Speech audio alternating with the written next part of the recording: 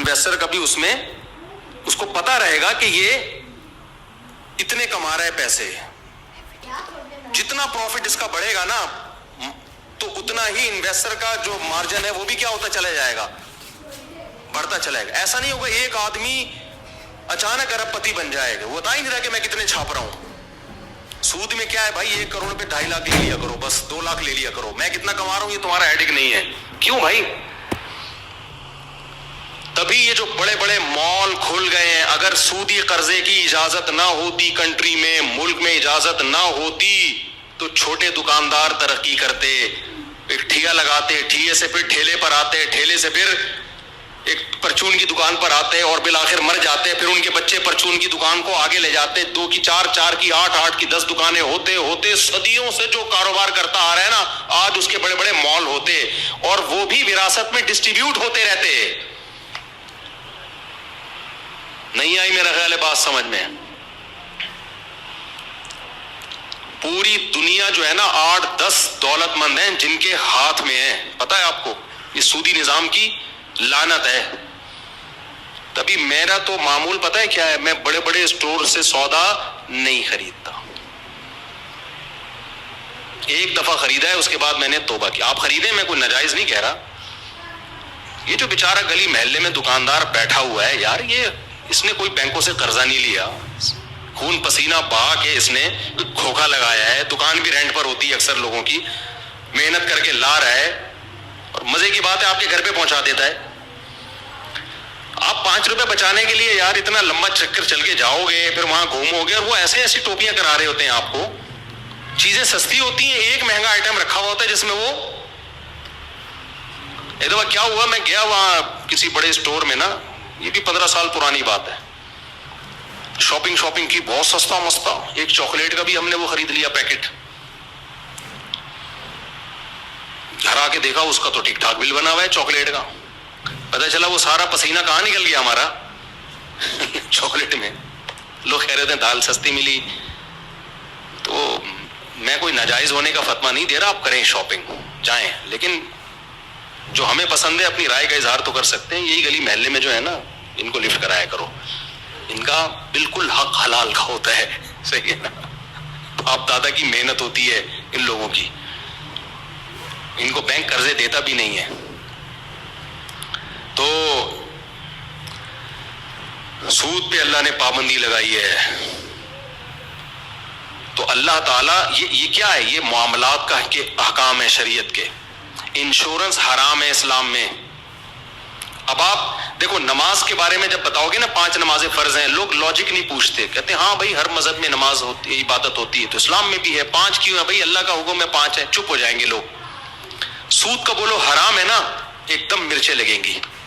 کیوں, تو ساری دنیا ہی سود پہ چل رہی ہے, یہ تو سب کی تنخواہیں سود پہ جا رہی ہیں بھائی, یہ کون سا حرام. بھائی وہ پھر غامدی صاحب کے فتوے تو آپ کو پتا ہے, وہ بیٹھے ہوئے ہیں ہر چیز کو حلال کرنے کے لیے. ایکچولی وہ والا سود ہی نہیں ہے, وہ والا سود تو کچھ اور تھا. قسطوں پہ اگر آپ پینلٹی لگا کے اضافی رقم لیتے ہیں تو وہ سود نہیں ہے. ایکچولی کر کے بڑا ہی غرق کر دیا. بھائی قسطوں پہ جب طے کر لو نا, اسی وقت قسطوں پہ چیزیں مہنگی ہوتی ہیں لیکن اسی وقت قیمت طے ہو جائے, پھر اس میں کمی بیشی جائز نہیں ہے. قیمت طے ہونے کے بعد آپ نے کہا لیٹ پیمنٹ پہ میں اضافی رقم لوں گا, یہ حرام ہے, ناجائز ہے, یہ سود ہے. یہ غامدی صاحب نے اس کا جواب یہ دیا, سود تو پیسوں کے بدلے میں ہوتا ہے. یہ جو اضافی لے رہے ہو یہ تو آپ اس چیز کے بدلے میں لے رہے ہو. جناب آپ سے بات سمجھنے میں غلطی ہو رہی ہے, یہ اس چیز کے بدلے میں نہیں لے رہا. اگر اس چیز کے بدلے میں لے رہا ہوتا تو دیکھو ایک بائک کیش پہ 1 لاکھ روپے کی ہے, قسطوں پہ 1.5 لاکھ روپے کی ہے, آپ نے اسی وقت طے کر دیا قسطوں پہ لوں گا 1.5 لاکھ کی. اب یہ اضافی پورا اس بائک کے بدلے میں ہی ہے, ہم اس کو حلال کہتے ہیں. لیکن وہ 1.5 لاکھ ٹائم پہ نہ کرے, لیٹ ہونے کی وجہ سے وہ 1.5 کے 2 ہوں گے, تو یہ بائک کے بدلے میں نہیں ہے, یہ ان پیسوں کے بدلے میں جو لیٹ پیمنٹ ہے اس کے بدلے میں 50,000 لگ رہے ہیں. تو آپ کی لاجک ہی یہاں ختم ہو گئی. یہ پیسوں کے بدلے میں ہی پیسے لے رہے ہیں. بائک کی قیمت جو تھی وہ تو طے ہو چکی ہے 1.5 لاکھ. اب جو اضافی لے رہا ہے بھائی, یہ جو 1.5 لاکھ تھے نا, اس 1.5 کے بدلے میں کیا لیے جا رہے ہیں, لیٹ پیمنٹ کی وجہ سے 50,000 اضافی. تو یہ پیسوں کے بدلے میں اضافی پروفٹ لیا جا رہا ہے, یہ بائک کے بدلے میں نہیں لیا جا رہا. تو حامدی صاحب نے جو اس طرح سے سود کو حلال کیا ہے نا، ایک صاحب مجھے کہنے لگے میں نے فتویٰ لے لیا ان سے تو میں کیا کروں، میں تو مجبور ہوں. میں نے کہا بھائی آپ کے لیے جب بھی دنیا میں اصول ہے، ہر چیز کے ماہرین سے فتویٰ لیا جاتا ہے. آپ کہو کہ جی مجھے بیمار تھا اور میں 20 قسم کی بیماریاں تھیں، میں نے تو وہ جو ایک صاحب ہمارے محلے میں بیٹھے ہوئے ہیں ان سے علاج کرا لیا، میں کیا کروں، وہ تو بڑی زبردست باتیں کرتا ہے.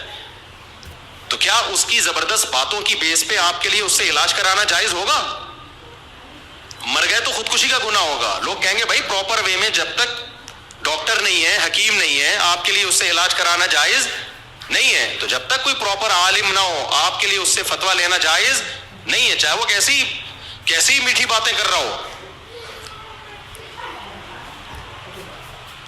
تو سود کو اسلام نے حرام قرار دیا. اس میں اب لوگوں کا چونکہ مزے خراب ہوتے ہیں، پیسوں کی محبت ہے، تو اتنے دلائل، ساری دنیا سود کھا رہی. کیوں کھا رہی ہے ساری دنیا سود بھائی؟ کہنے دیکھو تنخواہیں سب کی بینکوں سے آتی ہیں. بھائی تنخواہ بینک سے آنے سے وہ تنخواہ حرام تھوڑی ہو جاتی ہے. سود کہتے کس کو ہے؟ رقم کے بدلے میں جب آپ اضافی رقم لیتے ہیں نا، وہ اضافی رقم سود کہلائے گی. بینک سے جب آپ قرضہ لیتے ہیں وہ قرضہ تھوڑی سود ہے. سود تو وہ رقم ہے جو آپ بینک کو دیں گے. تو ساری دنیا کیسے سود کھا رہی ہے؟ بینک کھا رہا ہے سود، وہ سود کھا رہا ہے. آپ اسی طرح معاملات میں جب انشورنس کی بات کرتے ہیں، اسلام میں پیسوں کے لین دین کے اصول اور ضابطے ہیں. معاملات کی 2 بڑی قسمیں ہیں، 3 قسمیں اصولی طور پر. تو ایک سیاست مدنیہ جسے کہا جاتا ہے، اسٹیٹ کے کیا احکام ہیں، ریاست کے کیا احکام ہیں. ایک ہے معاشرت، آپس کے جو ہمارے معاملات ہیں. پھر اس میں 2 قسمیں ہیں، ایک پیسوں کے لین دین میں شریعت نے کیا احکام دیے، دوسرا رشتوں کے معاملات میں نکاح طلاق کے کیا احکام ہیں. تو پورا اسلام نے ایک ایک چیز کو ایکسپلین کیا ہے. کہیں بھی آپ ڈنڈی مارو گے نا، اپنی چلاؤ گے، تو اس کا مطلب آپ اللہ کو اللہ نہیں مانتے. تو پیسوں کے لین دین میں اسلام نے ہمیں باؤنڈ کیا ہے کہ سود والے طریقے سے آپ پیسہ بولو نہیں کما سکتے. غیر مسلم کما سکتا ہے، وہ کماتا رہے. اسی طرح بھائی اسلام نے ہمیں پابند کیا کہ آپ جوئے والے طریقے سے پیسہ نہیں کما. جوا کسے کہتے ہیں؟ کسی بھی حادثے کے ساتھ، کسی بھی واقعے کے ساتھ اپنے نفع کو مشروط کر دینا. کسی بھی نفع کے ساتھ، اپنے واقعے کے ساتھ اپنے نفع کو جب آپ مشروط کر دو گے نا، تو اس کی 2 صورتیں ہیں. ایک صورت تو یہ کہ وہ واقعہ نہیں ہوا تو آپ کی رقم ڈوب جائے گی، واقعہ ہو گیا تو رقم اضافی مل جائے گی، یہ جوا ہے. اور اگر ڈوبنے کا خطرہ نہ ہو تو پھر یہ غرر ہے. غرر کہتے ہیں غیر یقینی خرید و فروخت، غرر. اس سے بھی نبی صلی اللہ علیہ وسلم نے منع کیا ہے. آپ کسی کو روپیہ دیتے ہیں کہ اگر کل یہ واقعہ ہو گیا تو 1 لاکھ دے رہا ہوں تجھے، 2 لاکھ لوں گا، واقعہ نہیں ہوا تو میرے 1 لاکھ واپس کر دینا. تو یہ بھی کیا ہے میرے بھائی؟ حرام ہے. انشورنس میں کیا ہو رہا ہے؟ اب علماء جب ان لوگ کو سمجھاتے ہیں، آپ نے بیمہ پالیسی لی، آپ کے ابا مر گئے تو اتنے پیسے ملیں گے، نہیں مرے تو بولو نا، ملتے ہیں پیسے؟ پھر نہیں ملتے. اب آپ کہیں گے یہ تعاون ہے، بیچارہ یتیم ہو جائے گا تو یتیم ہونے پر اتنے پیسے اس کو ملیں گے. بھائی تعاون جائز شکل میں جائز ہے، سود اور جوئے کے طریقے پر جائز بولو نہیں ہے. سود اور جوئے کے طریقے پر تھوڑی جائز ہے تعاون.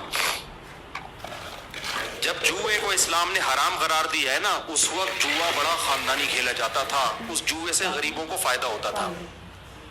اس جوئے کو اسلام نے حرام قرار دیا. عرب کیا کرتے تھے؟ تیروں پہ نام لکھ کے ڈالتے تھے، تیر گھماتے تھے، جس کا نام آ گیا نا، سارے رقم جمع کرتے تھے. پہلے جیسے 7 افراد ہیں جوا کھیل رہے ہیں، 7 تیروں پہ سب کے نام لکھے اور وہ پانسا ڈالا. اچھا فرض کرو 1 لاکھ سب سے جمع کر لیے، کتنے جمع ہو گئے؟ 7 لاکھ. پھر جب جس کے نام جوا آیا نا، جو جیت گیا، اس کو 7 لاکھ روپے مل جاتے تھے اکیلے کو. وہ کیا کرتا تھا؟ وہ ساری رقم غریبوں میں بانٹتا تھا. فائدہ کس کو ہو رہا تھا بھائی؟ اس کو یہ فائدہ ہوتا تھا بھائی نام کس کا آئے گا؟ میرا نام آئے گا، میں نے کھلایا. اسلام نے کہا کہ غریبوں کی مدد کا یہ طریقہ ٹھیک بولو نہیں, حلال طریقے سے کما کے غریبوں کی مدد کرو. جوئے میں جیتی ہوئی رقم غریبوں کی مدد میں استعمال مت کرو. تو یہ حرام ہے, ناجائز ہے. تو انشورنس میں یہی ہو رہا ہے. پھر بھی علماء کہتے ہیں کسی ملک کا قانون ہے انشورنس کروانا, وہاں آپ مجبور ہیں, لیکن اس پہ حلال کا لیبل نہ لگائیں. بہت سے ملکوں میں آپ کو ویزا ہی نہیں ملے گا, رہنے کی اجازت ہی نہیں ملے گی, وہاں ایک مجبوری ہے, تو وہ پھر اللہ حکومت سے پوچھے گا. لیکن آپ اس پہ حلال کا لیبل بولو مت لگاؤ, اپنے اختیار سے یہ کام مت کرو آپ. اور یہ بھی ذہن میں رکھیں, انشورنس والے جو کہتے ہیں نا یہ تعاون ہے, یہ بھی جھوٹ ہے, یہ بزنس ہے. یہ کیا ہے بولو بھائی؟ بزنس ہے. وہ تعاون کی نیت سے یہ کام نہیں کرتے. نوٹ چھاپنے کا ایک طریقہ ہے. اس کی مثال ایسے ہے, 10 آدمی مجھے نظر آئے, میرے پاس کوئی بزنس ہے نہیں, میں نے کیا کیا, میں نے ایک چال چلی. یہودی دماغ ہے نا ان سب چیزوں کے پیچھے, کچھ کیے بغیر پیسہ کماؤ. نیچرل طریقے سے پیسہ کمانا بڑا مشکل کام ہے, کچھ کرنا پڑتا ہے بھائی. مرغیاں خریدو گے, پتہ نہیں انڈا دیں نہ دیں, بیماری آ گئی پوری مرغیاں ہی مر گئیں. گائے خریدو گے, دودھ نکالنا پڑے گا روزانہ, صبح صبح اس کا دودھ بیچو گے. کسی دن گائے کا موڈ آف ہے تو دودھ بھی مارکیٹ سے شارٹ. تبھی دیکھو بھینسوں والے بھینسوں کو خوش رکھنے کی اتنی کوشش کرتے ہیں نا, لطیفے سنا کے خوش رکھتے ہیں, ٹینشن میں نہ جائے بھینس. میں نے گائے پالی ہے نا, مجھے پتا ہے گائے ٹینشن میں ہوگی دودھ نہیں دے گی وہ. ابے تجھے ٹینشن کے دودھ سے کیا تعلق ہے یار؟ نہ وہ دے گی نہیں دودھ. میں پہلے مجھے خوش کرو. اس کی سیوا کرتے ہیں, اس کو خوش رکھتے ہیں اور سمجھاتے ہیں اس کو, پھر جا کے دودھ دیتی ہے. تو حلال کمانے میں بڑے بکھیڑے ہیں. تو یہودی دماغ نے کیا سوچا کہ چند دنوں میں کروڑپتی بن جاؤ, تو وہ ایسے دماغ انہوں نے استعمال کیا. انہوں نے کہا یار ایسا کرو, 10 آدمی ہے نا, یہ ایک میں سمپل سا فارمولہ بتا رہا ہوں انشورنس کا. 10 آدمی ہے, ان کو الو بناؤ. 10 کروڑپتی لوگ ہیں, ان کو جا کے سمجھاؤ, دیکھو تم 10 کے 10 تمہارے بچے بھی ہیں, تمہاری بیوی بھی ہے, اللہ نہ کرے آج تم مر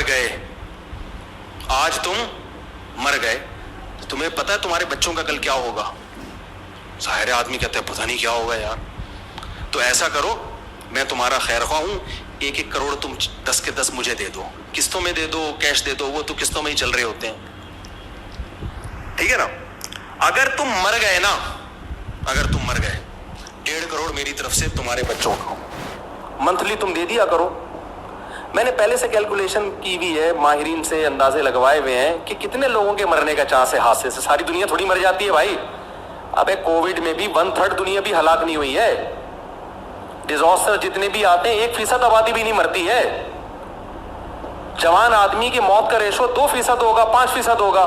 تو پہلے سے کیلکولیشن کی ہوئی ہے کہ یار اتنے % چانس ہے مرنے کا. 1 مر گیا, 2 مر گیا افورڈ کر لوں گا, باقی 8 تھوڑی مریں گے. وہ کیا ہوگا میرا پروفٹ.